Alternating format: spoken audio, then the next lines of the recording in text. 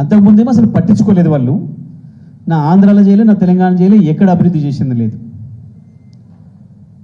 కేవలం హైదరాబాద్కు వచ్చి వాళ్ళు అభివృద్ధి అయినారు తప్ప కొద్దిమంది నాయకులు వాళ్ళు ఎప్పుడు కూడా రాష్ట్రాన్ని అభివృద్ధి చేద్దామని ఆలోచనలు లేరు. వీలైనంత మేరకు ఉన్నది తినాలి, అంతే. ఉన్నది తినాలి అంటే తమ్ముని భాగం కూడా తినాలి, తెలంగాణ భాగం కూడా తినాలి. తెలంగాణ భాగం కూడా తినేస్తున్నారు కాబట్టి మనం పంచాయతీ చేసినాం. 69 ఉద్యమం ఎప్పుడైతే మొదలైందో అక్కడనే మొదలైంది వాళ్ళ కుట్ర. అమ్మ ఎప్పటికైనా ఇది తెలివి వార్తట్టురు తెలంగాణ వాళ్ళు, ఉత్తుత్తగానే 11 సీట్లు గెలిపించారు, ఇది ఎప్పటికైనా ప్రమాదానికి వస్తుందని చెప్పి ఇక జలదోపిడి మొదలుపెట్టిండ్రు.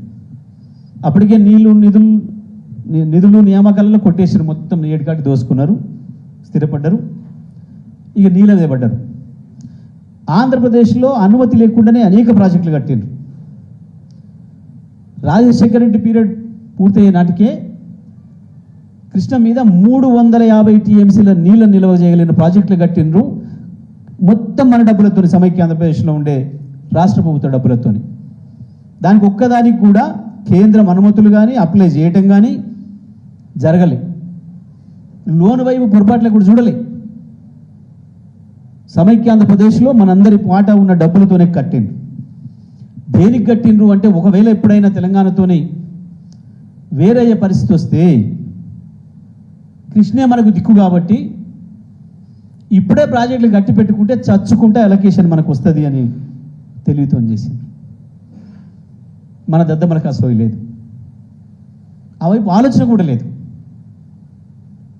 నేను 17 ఏళ్ళు మంత్రిని చేసిన సమైక్య రాష్ట్రంలో నా అంత పొడుగు ఇవ్వలేడు అని చెప్పుకునే మంత్రితో సహా, నేను ఇంజనీర్ను అని చెప్పి పరీక్షలే రాయకుండా ఎగిరెగిరి పడటంతో సహా ఎవడికి కూడా సోయలేదు.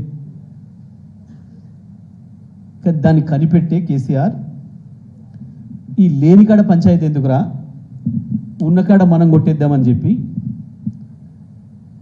ఎక్కడ దొరుకుతుంది గొంతు అని చెప్పి చూసి, అప్పటిదానిక సమైక్య ఆంధ్రప్రదేశ్లో ఉన్న ఇంజనీర్లు మనం ఏదైతే మిస్గైడ్ చేస్తున్నారో వాటన్నిటి నుంచి బయటపడి ఒక రెవల్యూషనరీ ఆలోచనలతోని ఇగో ఇక్కడ ఉంది మనకు లైఫ్, మన జీవితం ఇక్కడ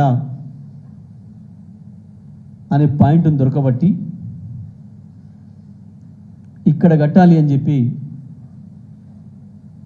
ప్లాన్ చేసిన ప్రాజెక్ట్ ఈ కాళేశ్వరం. 2 టీఎంసీలే కాదు, పోలవరాన్ని వాడెట్లయితే తీసుకుపోయిండో రకరకాల మాటలు చెప్పి అబద్ధాలు చెప్పి ఇక్కడ కూడా 3 టీఎంసీలు ఎత్తుదాం ప్రతిరోజు అని చెప్పి 3వ టీఎంసీకి కూడా ప్లాన్ చేసేసి పెట్టింది వాళ్ళకి దొరకకుండా ఉండటానికి. వాస్తవానికి మాట్లాడుకోకుండా చేయాలి బయటికి. ఆ రాష్ట్రం పట్ల సోయిన వాడైతే ఎవడైనా వాడు ఏ పార్టీ ఉన్నా దానికి లోపటి నుంచే మద్దతు ఇవ్వాలి. బయటికి మాట్లాడుకోవాల్సిన విషయాలు కావు వాస్తవానికి.